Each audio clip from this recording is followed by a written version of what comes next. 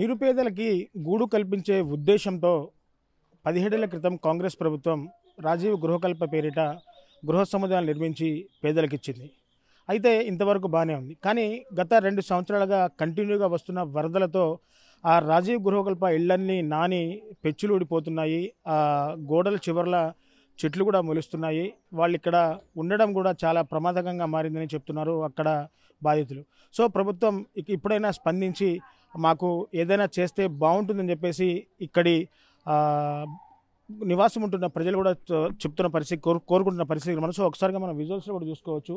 ఆ పూర్తిగా ఆ ఇళ్ల మధ్యలోంచి కూడా ఆ చెట్లు మొలుస్తున్న పరిస్థితి పూర్తిగా ఇక్కడ కనబడతా ఉంది. మొత్తంగా ఆ శిథిలావస్థకైతే చేరుకున్నాయి. దాదాపు 17 ఏళ్ల క్రితం ఎంతో ప్రతిష్టాత్మకంగా కాంగ్రెస్ ప్రభుత్వం పేదలకి ఆ గూడు కల్పించాలన్న ఉద్దేశంతో రాజీవ్ గృహకల్పల సముదాయాల పేరిట పేదలకి డబుల్ బెడ్రూమ్ ఇల్లు కేటాయించింది. సో అక్కడి వరకు బాగానే ఉంది. దాదాపు మధ్యలో వచ్చిన ప్రభుత్వాలు ఏవి కూడా రాజీవ్ గృహకల్పనను పూర్తిగా పట్టించుకోపోవడం పట్ల మొత్తంగా కూడా ఇప్పటివరకు కూడా పూర్తిగా శిథిలావస్థకు చేరుకున్న పరిస్థితి కనబడుతుంది. సో ఎటు చూసినా ఊడిపోయిన పెచ్చులు ఇళ్ల మధ్యలో మొలిసిన చెట్లే ఇక్కడ దర్శనమిస్తున్నాయి. దాదాపు గత 2 సంవత్సరాలుగా మున్నేరు భారీ వరదతో పోటెత్తడం, ఇక్కడ వాళ్ళ గోడలు పెచ్చులని నాని పెచ్చులు ఊడుతున్నాయి. చిన్నపిల్లలతో బతకడం మాకు చాలా కష్టంగా మారిందంటూ కూడా వాళ్ళు పూర్తిగా ఆవేదన చెందుతున్న పరిస్థితి కనబడుతుంది. సో మొత్తంగా బాధితులందరూ కూడా ముక్తఖండంతో మాకు ఇక్కడ ఆ ఇల్లు రిపేర్ అయినా చేయించండి, లేకుంటే వీటి స్థానంలో మరెక్కడైనా మాకు నివాసం కల్పించండి అంటూ కూడా బాధితులు ఆరోపిస్తున్న పరిస్థితి కనబడుతుంది. సో ఒక్కసారిగా మనకు ఆ మున్నేరు బాధితులు కూడా పూర్తిగా మనకు అందుబాటులో ఉన్నారు. ఒక్కసారిగా వారితో మాట్లాడి అసలు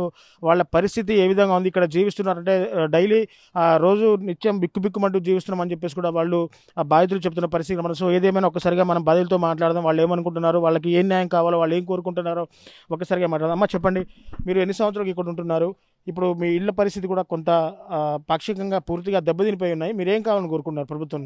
మేము మాత్రం ఈ ఇండ్లలో ఉండలేమండి. మేము వాళ్ళు ఇచ్చిన ఇండ్లలోనే వచ్చిన కాడ నుంచి ఉంటున్నామండి, స్టార్టింగ్ నుంచే ఉంటున్నామండి. కానీ ఈ ఇండ్లలో మాత్రం మేము ఉండలేము. ఇప్పటికీ 2 సార్లు వచ్చిందండి. వచ్చిన వరదకి మొత్తం అసలు మొత్తం కొట్టబోయినాయండి, ఏమీ మిగలలేదండి. తినటానికి తిండి కూడా లేదు అసలు. మా పరిస్థితి, మా సారు కూడా చేసే మనిషి కూడా కాదండి. మేము ఈ ఇండ్లను పట్టుకొని ఉన్నామండి. ఏదో ఇచ్చిందిలే అని నిల్వ నీడలేని వాళ్ళకి ఇచ్చిందని మేము ఉన్నాం. కానీ శిథిలావస్థకు చేరిందండి. చేరినప్పుడు ఏదో ఒకటి చేయాలి. మున్నేరు పక్కనే ఇచ్చారండి. మున్నేరు పక్కన ఉన్న దానికి వరదలు ఎవరికంటే ఏమో రాలేదు. ఇప్పుడు మొత్తం వరదలన్నీ మొత్తం ఈ మున్నేరులోనే ఇది కలిసిపోయిందండి. మేము ఉండలేని పరిస్థితి అండి. మాకు మాత్రం ఈ ఇండ్లు మాత్రం వద్దండి. మాకు ఏడో ఒక చోట చూంచాలని మేము కోరుకుంటున్నామండి. ఎందుకంటే అదేదో పొద్దుటిపూట వచ్చిందండి, నైట్ వస్తే మా పరిస్థితి ఏంటండి? మొత్తం అపార్ట్మెంట్ మొత్తం మునిగిపోయిందండి. మొత్తం మేము మున్నేరులోనే ఉన్నామండి. వచ్చిన వరదకి అయితే మేము కోలుకోవడానికి 15 రోజులు పట్టిందండి. ఆ మైండ్లో నుంచి రావడానికే మాకు 15 రోజులు పట్టిందండి. తినడానికి తిండి లేదు. ఈ వరదలోనే ఉన్న వాంతులు విరోచనాలు అంతా మరీ ఆగమాగం అయిపోయినామండి. మా పరిస్థితి ఇది. దాదాపు అంటే గత 17 ఏళ్ల క్రితం కూడా కాంగ్రెస్ ప్రభుత్వమే నిరుపేదలుగా ఉన్న మిమ్మల్ని గుర్తించి అప్పటి కాంగ్రెస్ ప్రభుత్వం కూడా మీకు రాజీవ్ గృహకల్ప డబుల్ బెడ్రూమ్ ఇల్లు ఇచ్చింది. మళ్ళీ మధ్యలో ప్రభుత్వాలు మారినాయి. మళ్ళీ ఇప్పుడు కాంగ్రెస్ ప్రభుత్వం అధికారంలోకి వచ్చింది, రేవంత్ రెడ్డి ప్రభుత్వం అధికారంలోకి వచ్చింది. మళ్ళీ కాంగ్రెస్ ప్రభుత్వం వచ్చింది కాబట్టి మీరు వాళ్ళని ప్రధానంగా ఏం కోరుకుంటున్నారు చెప్పండి. కాంగ్రెస్ ప్రభుత్వం వచ్చింది కాబట్టి అప్పుడే వాళ్ళు ఉన్నప్పుడే ఇచ్చారు కాబట్టి కాంగ్రెస్ ప్రభుత్వమే చూడాలి, పట్టించుకోవాలని మేము కోరుకుంటున్నామండి. ఆయన ఉన్నప్పుడే మాకు ఏదో ఒకటి పరిష్కారం చూపించాలని మేము కోరుకుంటున్నాం. మా ఆశగా కూడా ఉంది. కానీ ఆయన ఇస్తేనే మేము కొద్దిగా తృప్తి పడదామని మేము అనుకుంటున్నాము. ఈ వరదలకి ఎలాగో మేము కొట్టుకుపోయినాం కాబట్టి అది వచ్చిందనుకో, సరే ఆ వరదలకి మేము కోల్పోయిందేమో పోయింది, ఉన్న దాంట్లోనన్నా తృప్తి పడతామని మేము కోరుకుంటున్నామండి, ఇవ్వాలని కోరుకుంటున్నామండి. సో మరో బాధిత మహిళ కూడా ఇక్కడ రాజీవ్ గృహకల్పలో నివాసం ఉంటుంది. వాళ్ళు కూడా 29 బ్లాక్లో ఉంటున్నారు.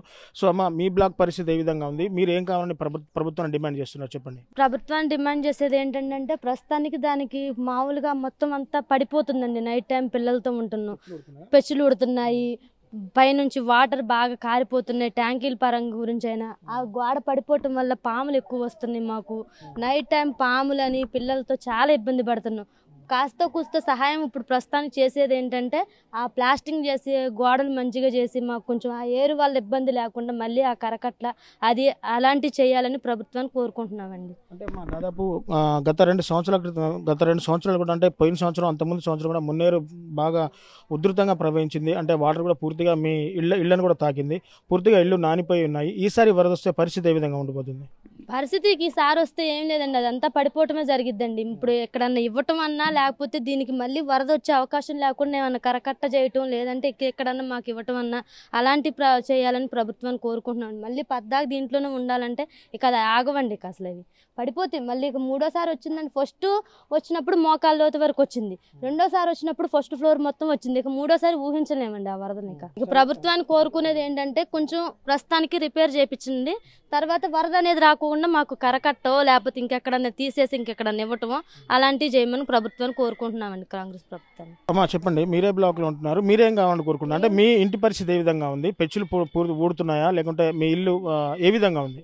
అవి మొత్తం పెచ్చులన్నీ ఊడిపోతున్నాయండి. మాది కిందనే 29 బ్లాక్. ఇక్కడ సైడ్ మొత్తం వాటర్ వచ్చేసి అన్నీ ఆగం ఆగం అయిపోతున్నాయి.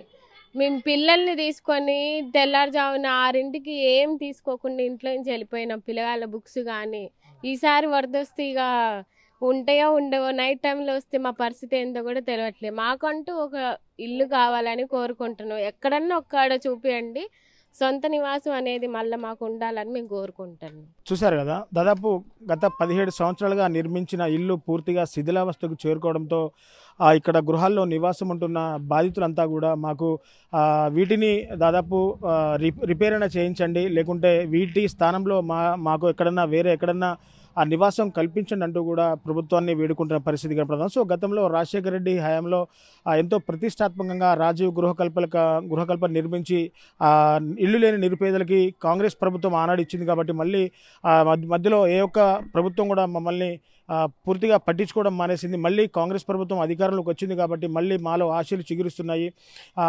ఏదైతే మళ్ళీ కాంగ్రెస్ ప్రభుత్వం అధికారంలోకి వచ్చింది కాబట్టి మళ్ళీ కాంగ్రెస్ ప్రభుత్వం మా గురించి ఆలోచించి మమ్మల్ని పట్టించుకొని ఇక్కడ ఆ శిథిలావస్థకు చేరుకున్న గృహ సముదాయాల్ని రిపేర్ చేయించాలి, లేకుంటే వీటి స్థానంలో మరెక్కడన్నా ఇస్తే బాగుంటుంది. మున్నేరు దాదాపు గత సంవత్సరం 42 అడుగుల వద్ద ఉధృతంగా ప్రవహించింది. ఈసారి కనుక రాత్రి సమయాల్లో వరద కనుక వస్తే మా ప్రాణాలు కూడా పోయే పరిస్థితి ఉంది అని చెప్పేసి ఆ ప్రభుత్వాన్ని వేడుకుంటున్న పరిస్థితి ఇక్కడ కనబడతా ఉంది. మరిన్ని వీడియోస్ కోసం ఛానల్ ని సబ్స్క్రైబ్ చేయండి. లేటెస్ట్ అప్డేట్స్ కోసం వాట్సాప్ ఛానల్ ని ఫాలో అవ్వండి. ఆ లింక్ డిస్క్రిప్షన్ లో ఉంది.